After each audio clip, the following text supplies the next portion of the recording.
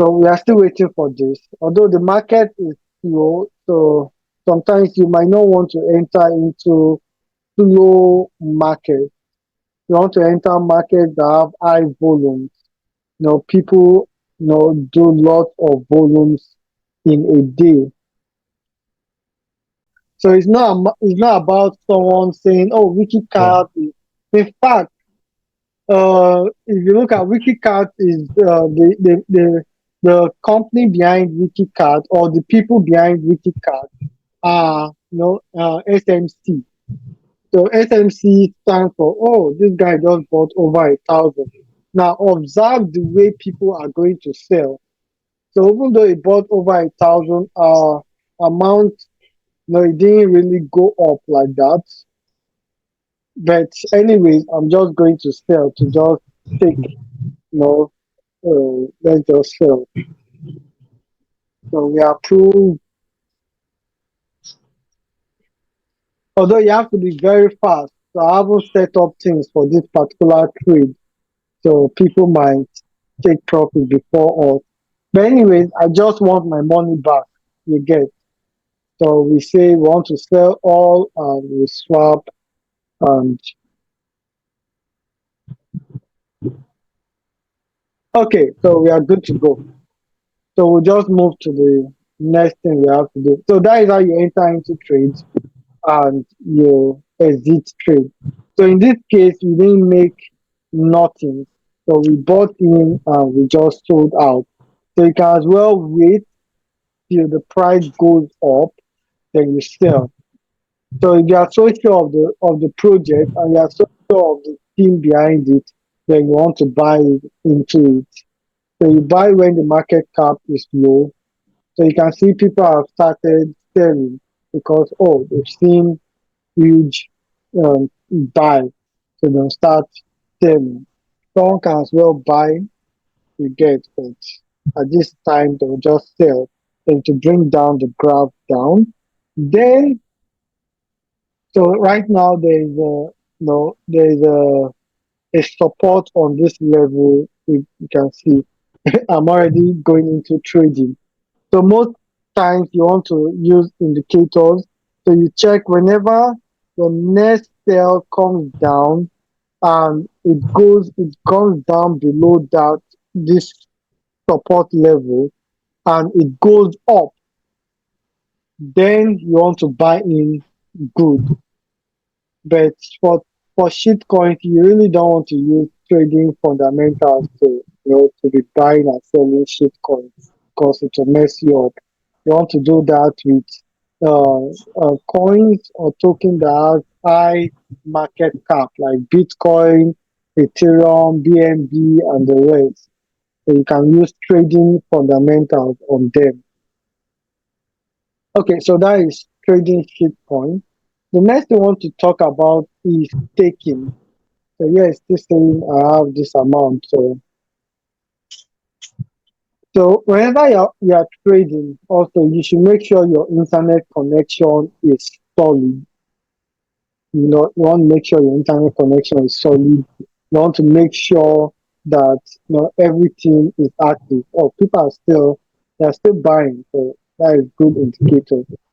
Okay, so taking, just like the name implies, you are giving your token. Then what happens in staking is that you are getting a reward back. So I'll open up Pancake Swap. So this will be fast. We'll soon call it a day. So I'll open up Pancake Swap. It's not only on Pancake Swap you can stake. Now Pancake Swap is the deck. So we said what DEX is, decentralized exchange. So it's the DEX for the Binance blockchain. Now in the DEX, this was the same place in our last week class whereby we listed our token and we also added liquidity to our token.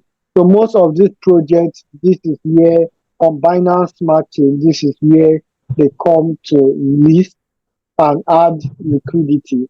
So under Pancake Swap, you have N, N. So you have farms, you have pools. Now, pools have to do with staking. Now, under pools, what happens is you stake, like right now, you can see different tokens. Right now, they only have just six tokens that are active. So you have stake, cake, and N cake. So you have stake, CSIX, and N. Okay, sorry, N this particular token when you stake cake. So here you are staking cake. So cake is a cryptocurrency, is a token, and is the native token of PancakeSwap. So yeah, they are telling you when you stake your your cake, your cryptocurrency, when you give us a cryptocurrency, we'll be giving you this particular currency, or we'll be giving you more cake. So yeah, they say the APR, annual percentage return, is 44%, and here shows the amount of cake that has been staked. So one cake is $4. So right now they have over 900. What is it? Yeah, 900 million dollar worth of cake that has been staked on this particular pool. So with this, we can stake by first we need to buy cake. So to buy cake, we can come to trade, we can come to swap. So we can say we have BNB. So we say we want to, all our BNB. Then we want to buy cake. We'll buy this amount of cake we get. Oh shit. I'm using a wrong wallet here. Excuse me. I want to be careful of that. So let me disconnect from this wallet. Then I want to connect the wallet that we are going to use. So connect.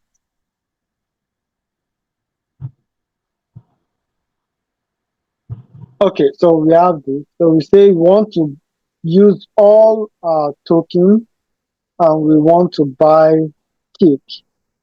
So with this, they have they have their fee. So that is why it's showing that I have a reduced amount. So after buying cake, so you can as well buy cake from the same this place, Coin. Oh, you can see people bought in more and people sold. Some bought over this amount. So I can say we're impatient with the trade we get, but I'm just doing demonstration purposes. So at this point, some they bought in and people sold. See, people sold. This could go up and it could come down. So you can see I was wrong on the indicator that it's going to fall down. So, oh, I think this is the support level and it broke support, so it's going to go up. Anyways, I'm not analyzing a trade of that. So you buy cake, then you come back to N and go to pools, then you can stake cake. So I'm just going to do a calculator. Now they have flexible staking and they have locked staking of your cake. So in this case, you do a flexible stake and you have over $1,000. So if you keep it for 1 year, you're going to have, you're going to have 20%, which is which is 2% APY, annual percentage yield, which is 2%. It's still better than your bank. So, so, so if you do 1,000%, you are going to get 20% over a period of 1 year. But what they're telling you again is if you lock that same $1,000 for a period of 1 year, close to 1 year, you are going to get $44, 444. Are we seeing? So it now depends on what do you want to do. Now this $44 is they are going to give you cake. So sometimes what some crypto persons do is when they have some large amount of funds that they are not using, they come and they just take it. And over they could take it for a year if they are not going to use it for a year, and they make more money. So this is over 44%. So you hardly see anywhere in your traditional finance that gives you over 44% if it's not a scam. Although, sorry, this is over a year. So there are places that might give you, most places in your traditional finance that will give you, a good interest. You'll be looking at 15% interest, 18% interest over a year. You hardly see them giving you over 44% a year. So if you do your analysis, and this is no financial advice, this is way better than going to buy a property, or even building a property, or even land as a whole. So let's say you have to let's say land getting a land of 3 million. So 3 million divided by $750, that is 4,000%. Sorry, $4,000. So if you keep this for a year, you are going to have 1,779 dollars times $750. That is over 1.3 million. So what it means is that, so in doing your math to say, if I get a land right now, over a year, is it going to give me over, if I use 3 million to buy a land, is it going to give me a million naira, addition? And again, this is liquid, so it means after a year I can sell it, I can easily sell it, you get. So, but you won't be going to buy this if you are not knowledgeable on this. You rather go and buy or invest in things that you are knowledgeable in. So this is staking. So this is on PancakeSwap. There are other platforms that have different forms of staking. Yeah, let me go. But I've done this thing. I don't want my eyes to. Yeah, I wanted to take a picture. So that's why I turned on the light. So this is taking. The next thing we are looking at is yield farming. Now, when it comes to DeFi, this is the order of the day. So you are either trading, or you are staking, or you are doing one form of farming. Now, it's called a yield farming. Now, farming in the sense you are providing liquidity, then you are leveraging on your liquidity to make more money, to yield. So it's like getting a seed and you are planting, waiting for the seed to grow and germinate. That for it to germinate is going to bring more seeds for you. So here we have Cake and BNB LP. LP stands for liquidity provider, or sorry, liquidity pool. So in this case, you are providing liquidity for Cake and BNB pair. So just like we see in WikiCat, so you can see people are taking profits, right?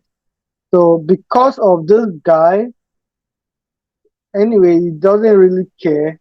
So maybe he's a newbie or so. He bought with over $2,000. So people will definitely quickly take no profit. So this one even took profit of over 3,000. Only God knows when he bought. So we can also trace the transaction to know when he bought to see his profit. So we don't have time for that. So if you look at a WikiCat has a liquidity pair of WikiCat and BNB. You can see WKC and BNB LP holding. You get. So just like for us, we created a liquidity pool of DMC and BNB. So what these guys are saying, go create a liquidity of Cake and BNB, then bring the liquidity to this place, then we are going to reward you. So yeah, if you say, okay, you know what, I'm going to use $40,000 to create a liquidity, and I'm going to keep it for 1 year. I'm going to stake it in this place for 1 year. So it means that after 1 year, I'm going to have $800. The other one we did for staking was over $1,779. Then again, it says if I'm going to also lock my cake, so after providing liquidity, I'm also going to lock my cake, and I'm this now uh in yield farming. They have the aspect of compounding. So I say, okay, I want to compound for every day, and I'm going to lock it for 52 weeks, close to a year. Yeah, 52, then 54 weeks in a year. Yeah, close to a year. Now it means that I'm going to make this amount of cake, so it's not up to the staking own. So it's even better for you in this case to just buy the cake and just take it. But the good thing with this is when providing liquidity, you are providing liquidity with both the cake and the BNB. So you have an amount of BNB and you have an amount of cake. So for me, what I do is if I believe in a particular project or I believe in a particular currency that it's going to go up and I don't want to touch it. So what I do is to provide liquidity. So when I provide liquidity, I can still come if that currency has a farm, I can come to participate in yield farming. But if it doesn't have a farm, I can just leave it there. And I'll leave it till let's say the market cap goes up. So let's say for Wikicat, for instance, and let's say I've looked at the founder, so let's say the founder is someone that has sense, someone that is a hustler. I'm trying to relocate with it that someone that is very active and they know what they are doing. I've looked at the team. The team is very solid, very active. So what I usually do is to get some wiki cat, get some BNB, and I'll provide liquidity. So my liquidity will be added to this. Now, what is the good thing when you provide liquidity? Just like we explained the last time, the way liquidity works is whenever someone buys from the liquidity, the wiki card is given to that person, and that person's BNB is taken to the liquidity. So it's an exchange, demand, supply. So if there is more buy, if the market cap increase, it means that me that provided liquidity, my BNB is going to increase. And if there are more sell, the market cap reduces, my wiki cap is going to increase, but my BNB, which I value more than the shitcoin wiki cap, is going to reduce. You see. So if I still believe in a project, what I usually do is just to provide liquidity, leave it. Now, since I do not own majority of the liquidity. For me to own majority of the liquidity, so if I want to destabilize WikiCat right now, all I have to do is provide a liquidity that is beyond this amount. So when I provide the liquidity beyond the amount, I will own more than 50% share of the liquidity. And if I own more than 50% share of the liquidity, it will raise an alarm and you will see a red symbol that says over 50% of the liquidity is not locked. And do you know what will happen? There'll be serious panic. People will start selling because there's panic that, oh shit, liquidity is not locked. So there's a whole lot of market manipulation when it comes to cryptocurrency. So you want to do your own research and you want to, be safe whenever you trade. But for this, you know, why would I want to take over, let's say, $150,000 just to destabilize Wiki Cat? It doesn't make sense. So maybe I know the founder and does something crazy and I'm so pissed at him. And I'm like, oh, you know what? I'm going to destroy whatsoever you built. Maybe I'll do that. There are people that have done that over the years, and not just for personal, revenge, but just to make money also. The same thing, after I provide liquidity, I could leave it for a couple of maybe months, going to weeks, weeks going to months, sometimes going to 6 months, 1 year, when the market cap has increased significantly. I'll just remove my liquidity and I've made crazy amount of money. So there are so many ways you can enter into DeFi. You can trade as high risk, very high risk. You can stake, and you can also provide liquidity. Sorry, you can provide liquidity, you can stake, and you can farm also. So there are different avenues. Now, this is just based on ARC20 tokens. There's also NFTs. So people, what they do with NFTs, they buy NFTs, then they sell NFTs. When the market cap goes up, they sell. The same thing applies to yeah, applies to NFTs too. There are places whereby people stake their NFTs. There are places I don't know if they do yield. No, they don't do yield farming for NFT because there's nothing like providing liquidity for NFTs. Okay, so that is it for today.